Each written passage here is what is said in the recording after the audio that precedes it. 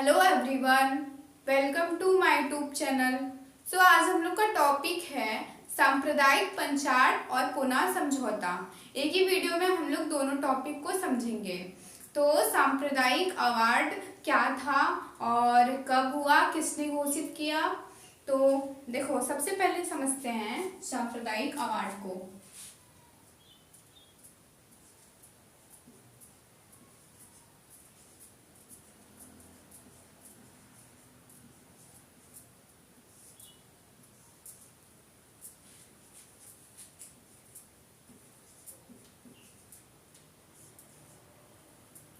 सांप्रदायिक award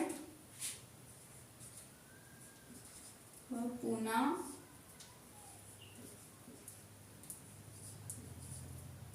pact, इसको हम लोग समझेंगे दोनों टॉपिक को। तो सबसे पहले ये सांप्रदायिक अवार्ड है, ये क्या था? मतलब सांप्रदायिक अवार्ड एक प्रकार की घोषणा थी। सांप्रदायिक अवार्ड एक प्रकार की घोषणा थी जिसको किसने घोषित किया था? रैमजे मैकडोनाल्ड ने। किसने घोषित किया था? रैमजे मैकडोनाल्ड ने। देखो, इसको किसने घोषित किया था?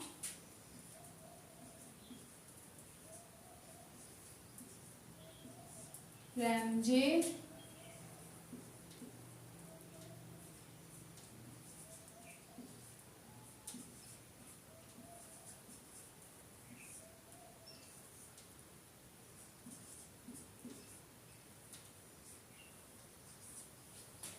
सांप्रदायिक अवार्ड को रैमजे मैकडोनाल्ड ने घोषित किया था। और कब किया था?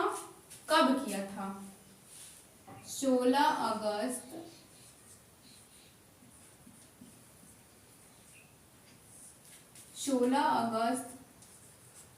1932 को।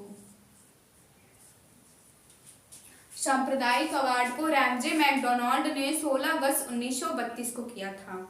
और इसका उद्देश्य क्या था? इसका उद्देश्य क्या था? तो देखते हैं इसका उद्देश्य।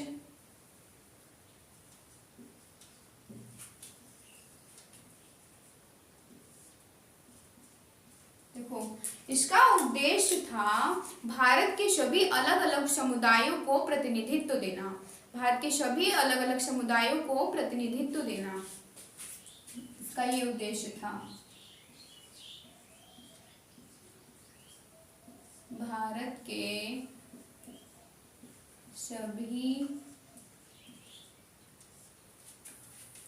अलग अलग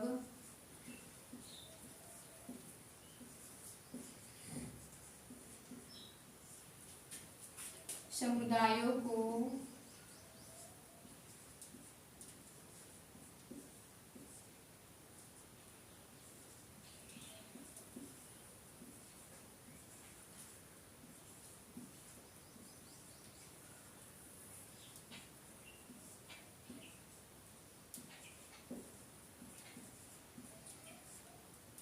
प्रतिनिधित्व देना था। इस पंचाट का, सांप्रदायिक पंचाट का उद्देश्य था भारत के सभी अलग अलग समुदायों को प्रतिनिधित्व देना। तो अब देखते हैं इसका मेन टॉपिक क्या है, मतलब मुख्य प्रावधान। इसका मुख्य प्रावधान क्या था? मुख्य प्रावधान, इसमें क्या क्या बात कही गई थी? देखो, इसमें कहा गया कि अलग निर्वाचन मंडल, ये बात थी। अलग निर्वाचन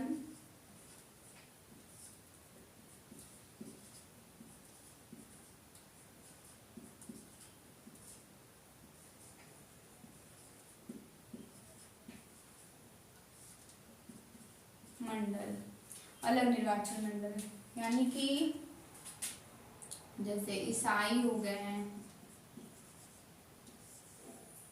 एंग्लो इंडियंस हो गए हैं,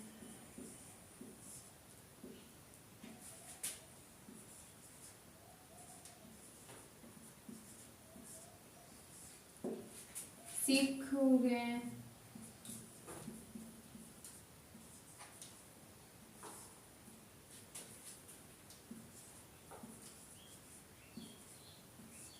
दलित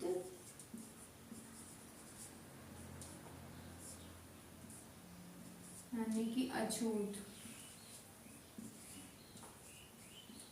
उनको अलग निर्वाचन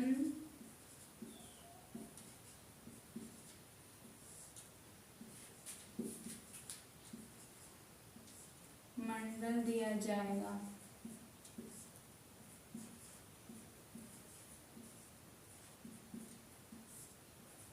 देखो, इसका मुख्य प्रावधान था अलग निर्वाचन मंडल, यानी कि अलग अलग समुदाय के लोग अपने नेता खुद चुन सकते हैं। वो अपने ही समुदाय के उम्मीदवार को वोट दे सकते हैं। जैसे दलित हैं, दलित सिर्फ दलित उम्मीदवार को ही वोट देंगे। इसमें ये बात कही गई थी, जिसमें आगे चल के इसका बहुत बड़ा विरोध होता है। इसका विरोध महात्मा गांधी जी करते हैं। तो देखो, इसमें यही था कि भारतीय ईसाई, एंग्लो इंडियन, सिख, दलित को अलग निर्वाचन मंडल दिया जाएगा। अलग निर्वाचन मंडल दिया जाएगा दलितों को। अब इसमें ये हुआ अलग निर्वाचन मंडल। अब जिसमें क्या होता है कि अब दलितों को अलग पहचान मिली। दूसरी बात क्या है, दलितों को अलग पहचान मिली। इसमें ही इसी पंचाट में दलितों को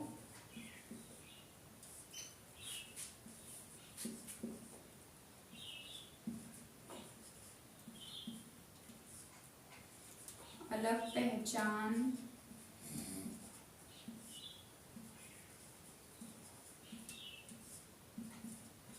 मिला। दलितों को अलग पहचान मिला। देखो, पहली बार दलितों को राजनीतिक स्तर पर प्रतिनिधित्व दिया गया। पहली बार हिंदू समाज में एक अलग पहचान मिली। दलितों को अलग पहचान मिली हिंदू समाज में, और इनको राजनीतिक स्तर पर इनको प्रतिनिधित्व दिया गया। राजनीतिक स्तर पर राजनीतिक प्रतिनिधित्व मिला।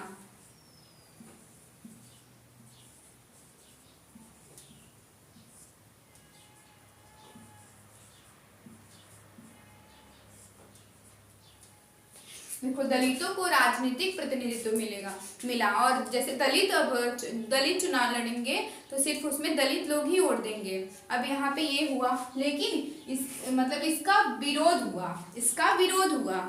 ये जो थी अलग निर्वाचन मंडल, इसका विरोध हुआ। और इस सांप्रदायिक पंचाट को हिंदू समाज की तोड़ने की नीति भी कहा है। किसने कहा है? महात्मा गांधी। हिंदू समाज को तोड़ने की नीति कहा है इस अवार्ड को महात्मा गांधी ने। और इसका विरोध होता है यहाँ पे जो अलग निर्वाचन मंडल था, यही था मेन टॉपिक विरोध होने का मेन टॉपिक था। तो महात्मा गांधी जी सोचे कि वो अब अगर दलित उनका अलग निर्वाचन मंडल मिलेगा, अब दलित हिंदू समाज से हमेशा के लिए बट जाएंगे। वो चाहते नहीं थे ये कि दलित अब हिंदू समाज से बटे, वो नहीं चाहते थे। इसीलिए उन्होंने बहुत बड़ा विरोध किया इसका। महात्मा गांधी ने इसका बहुत बड़ा विरोध किया कि वो अब अब दलित अलग हो जाएंगे तब हिंदू समाज से अलग हो जाएंगे। वो ये बिल्कुल भी नहीं चाहते थे। तो इसी की वजह से उन्होंने आमरण अनशन शुरू कर दिया। आमरण अनशन का मतलब भूख हड़ताल। वो मर जाएंगे लेकिन खाना नहीं खाएंगे। अगर ये सुलझा नहीं तो वो मर जाएंगे ऐसे ही, लेकिन वो खाना नहीं खाएंगे। तब इसी के तहत देखो, अलग निर्वाचन मंडल, इसका विरोध होता है। किसने किया विरोध?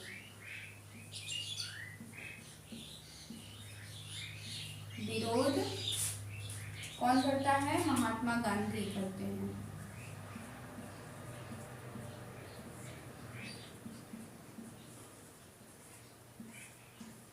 महात्मा गांधी इसका विरोध करते हैं और इसमें ये कहते हैं कि दलितों को अलग निर्वाचन मंडल नहीं दिया जाएगा।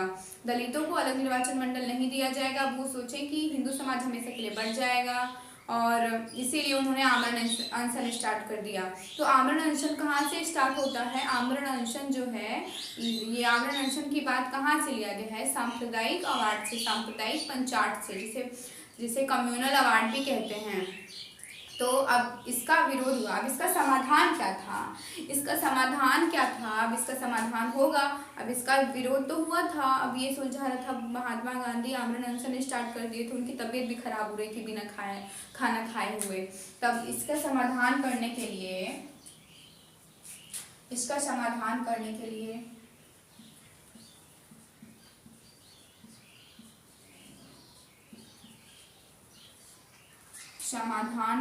लिए क्या आता है? पूना पैक्ट।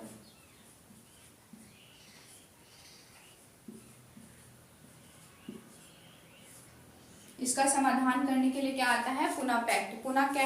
पूना पैक्ट किसके किसके बीच हुआ था? डॉक्टर भीमराव अंबेडकर और महात्मा गांधी के बीच हुआ था। कब हुआ था? 24 सितंबर 1932 को। यहाँ पे लिख देते हैं पूना पैक्ट। इसको थोड़ा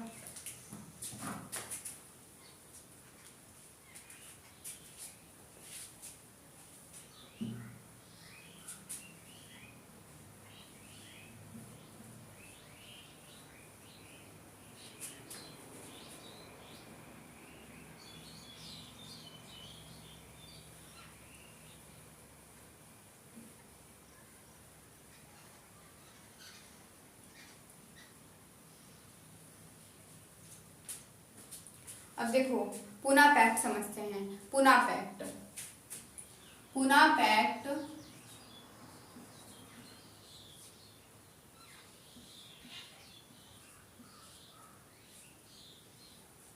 पूना पैक्ट ये कब हुआ था? 24 सितंबर 1932 को।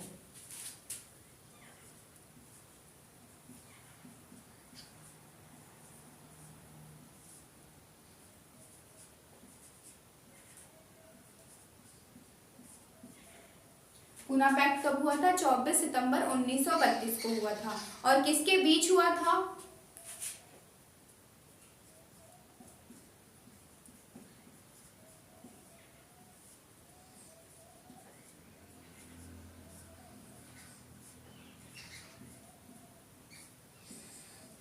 किसके बीच हुआ था? महात्मा गांधी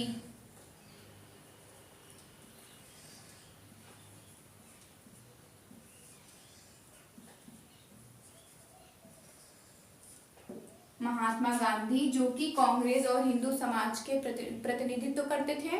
कांग्रेस और हिंदू समाज के प्रतिनिधित्व करते थे। और भीमराव अंबेडकर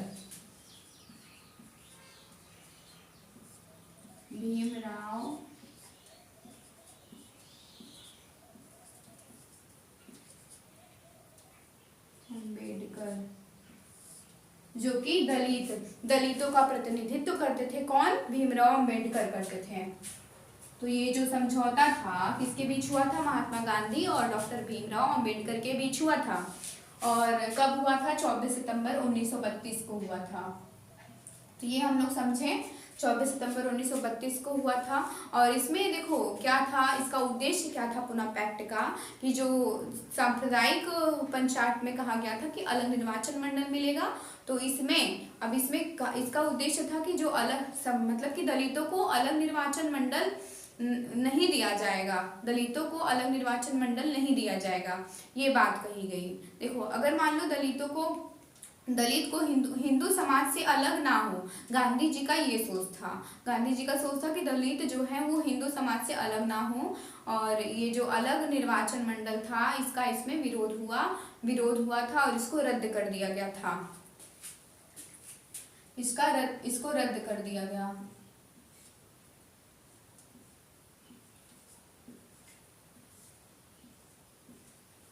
देखो इसमें क्या कहा गया? अलग निर्वाचन मंडल, अलग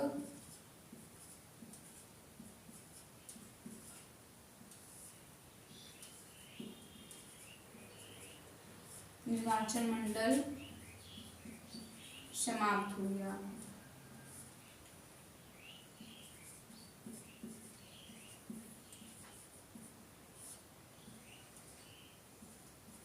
देखो इसके पहले जो सांप्रदायिक वाद था उसमें अलग निर्वाचन मंडल ये था कि दलितों को अलग निर्वाचन मंडल मिलेगा और दलित उम्मीदवार को ही वोट देंगे। अब ये था, अब इस जो समझौता हुआ इस सांप्रदायिक अवार्ड के तहत ही जो समझौता हुआ, पूना पैक्ट समझौता, जो कि पूना में हुआ था, यरवदा जेल में हुआ था, और गांधी जी के बीच और भीमराव अम्बेडकर के बीच हुआ। उन्होंने आपस में ये समझौता किया कि जो अलग निर्वाचन मतलब दलितों को अलग निर्वाचन मंडल नहीं मिलेगा, दलितों को अलग निर्वाचन मंडल नहीं मिलेगा। हालांकि उनको समान निर्वाचन मंडल में आरक्षित सीटें दी जाएंगी, आरक्षित सीटें सुरक्षित की जाएंगी दलितों के लिए, और उनको इसी में देखो ये बात था, मतलब कि समान निर्वाचन मंडल में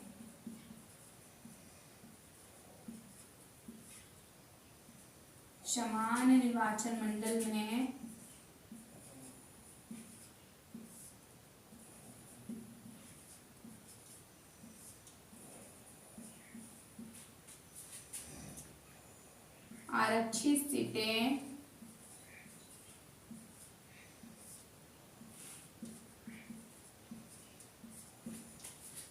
सुरक्षित की जाएंगी।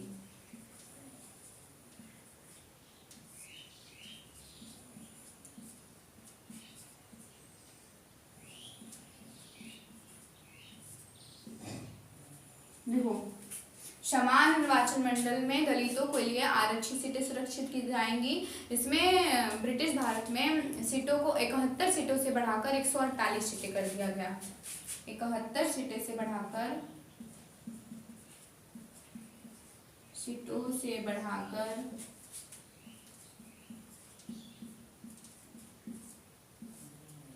148 सीटें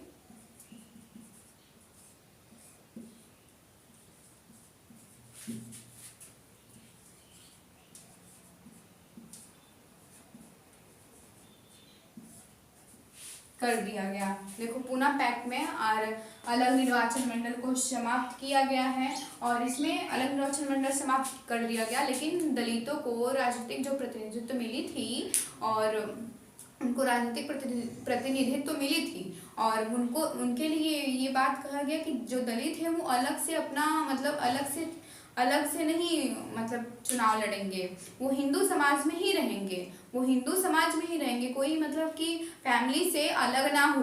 जैसे कि कोई भी मतलब जैसे एक फैमिली है, उसमें सब लोग हैं, उनके माता पिता बच्चे सब लोग हैं।